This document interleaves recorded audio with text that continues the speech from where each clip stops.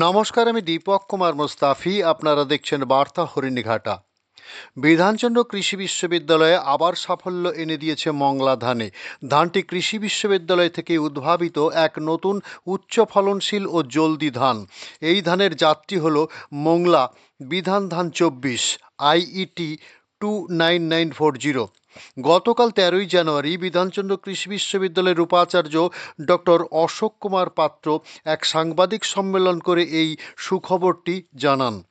ভারত সরকার কর্তৃক গত 31শে ডিসেম্বর 2025 তারিখে ভারতের একাধিক কৃষি আবহাওয়া অঞ্চলের জন্য ধানটির আনুষ্ঠানিকভাবে মুক্তিপ্রাপ্ত ও বিজ্ঞাপিত হয়েছে।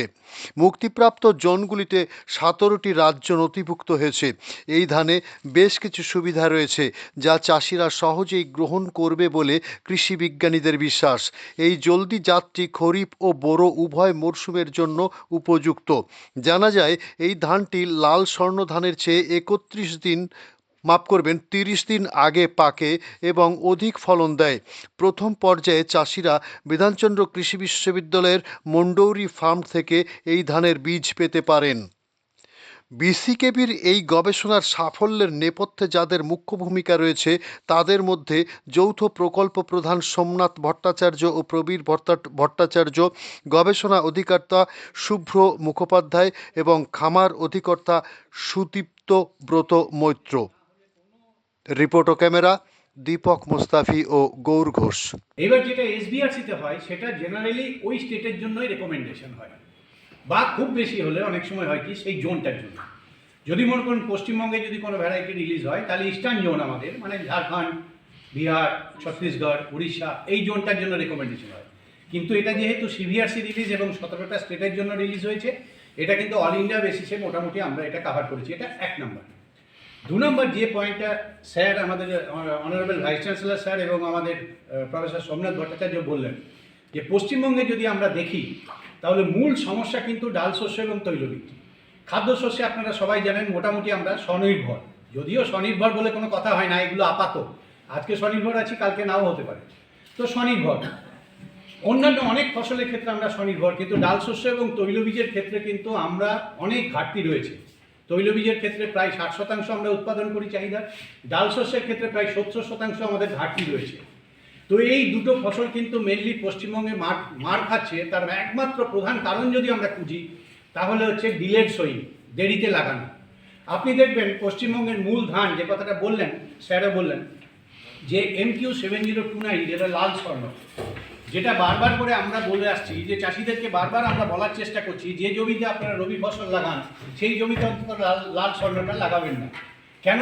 কারণ লাল স্বর্ণ পাকতে বীজ থেকে বীজ মানে যখন আমি বীজতলা তৈরি করব তখন থেকে শুরু করে যখন আমি হারভেস্টিং করব এটা 145 দিন সময় লাগে।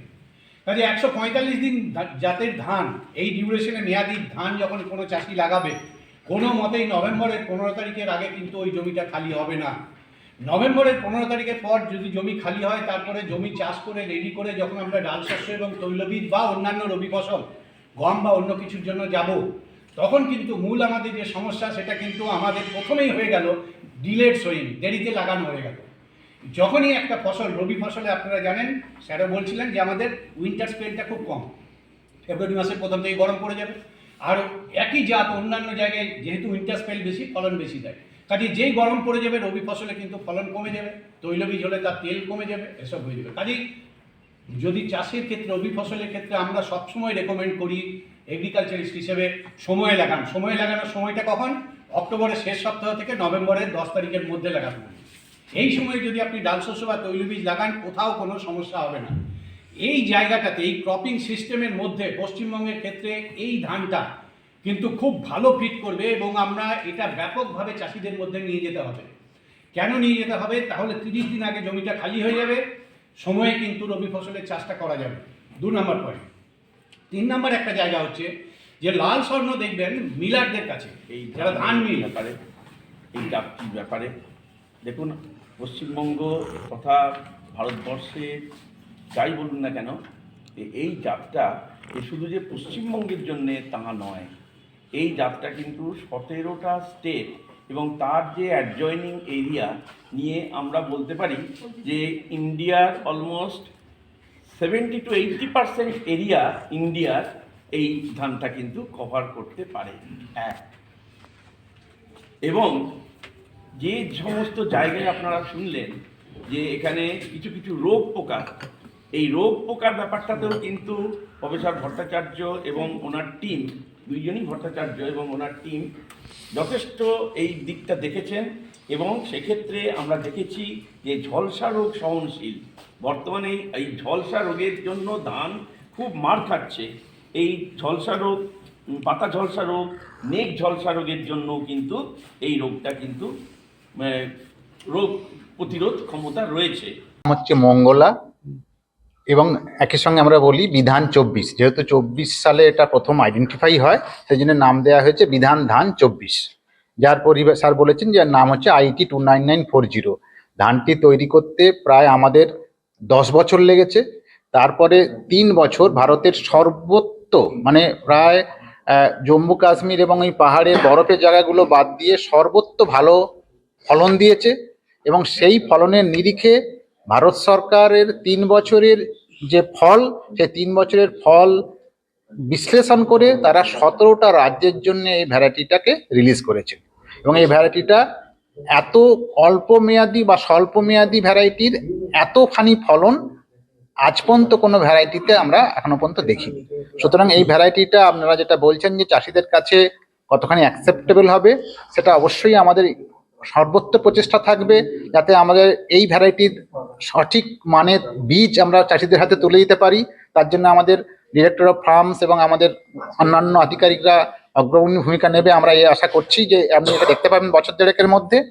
আর এই ধানের যেটা স্যারও বলেছে, আমরা বারবার ধরে বলেছি যে যেহেতু ধানটা 120 দিনে পেকে যায় এবং ফলন 6 থেকে 8 টন, যেটা এখন যে বর্তমানের যে ওই 6 থেকে 8 টনের ভ্যারাইটি, তাকে রিপ্লেস করলে চাষিরা প্রায় 25 থেকে 30 দিন সময় বাঁচাতে পারবেন।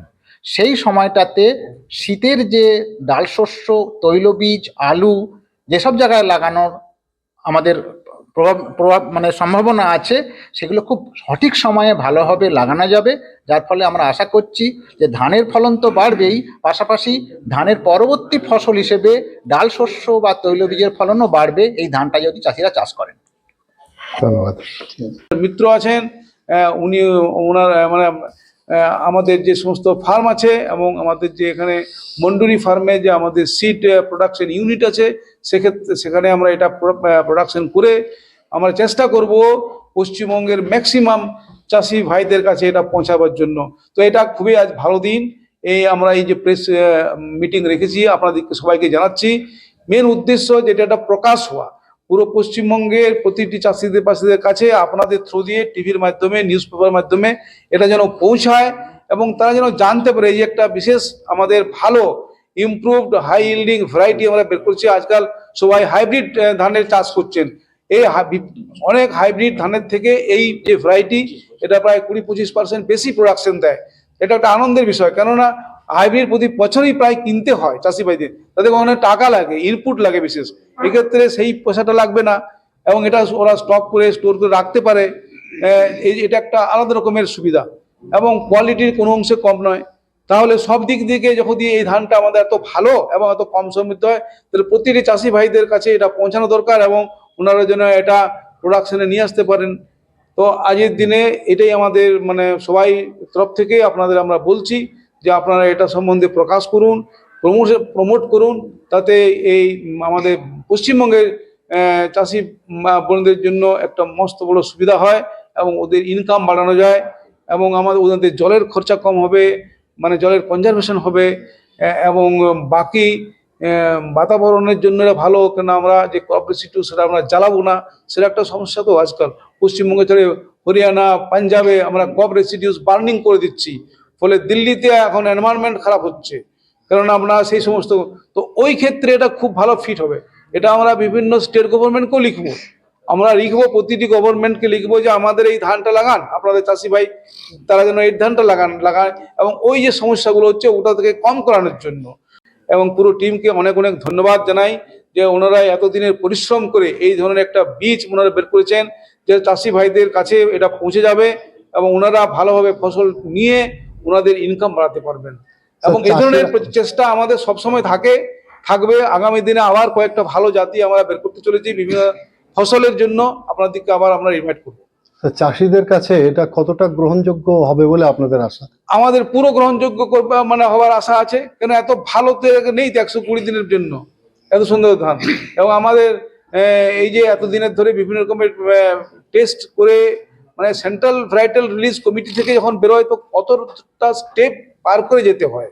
তাহলে এটা আমাদের তো পুরো আশা। দেখুন অনেক ধান আছে যেটা স্পেসিফিক আছে, আজকাল অ্যারোমেটিক রাইসও আমরা প্রমোট করছি। আমরা বিভিন্ন রকম গোবিন্দভোগ, কালুনুনিয়া, আরও বিভিন্ন যে সমস্ত আমাদের বিধানচন্দ্র কৃষি বিশ্ববিদ্যালয় বেরিয়েছে বা উত্তরবঙ্গ কৃষি বিশ্ববিদ্যালয়, ওই ধানগুলো ওটা একটা নিজস্ব জায়গাতে ওটা ইম্পর্টেন্ট আছে। তো সেগুলো বাদ দিয়ে সাধারণ যে সমস্ত ধান আমাদের লাগানো হয় সেক্ষেত্রে তো এই ধানটা সব থেকে আগে যাবে, সেটাই আমরা আশা করছি এবং আমরা চেষ্টাও করব।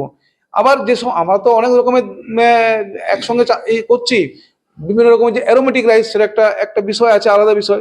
সেখান থেকেও ওটারও একটা ভালোভাবে আরো কিভাবে হাই ইল্ডিং করা যায়, ওতে আবার কিভাবে গ্লাইসেমিক ইন্ডেক্স কম করা যায়, এবং এটাতেও আমাদের সেই ধরনের চেষ্টা ছিল এবং ওটা দেখাও গেছে যে অ্যামাইলোজ কম হওয়ার জন্য, বেশি হওয়ার জন্য মানে ওতে আমাদের সুগারের যে লেভেল খাওয়ার পরে ভাত করবে ওটা আমাদের ওই লেভেলে বাড়বে না। সুতরাং সেটা একটা ভালো দিক। এই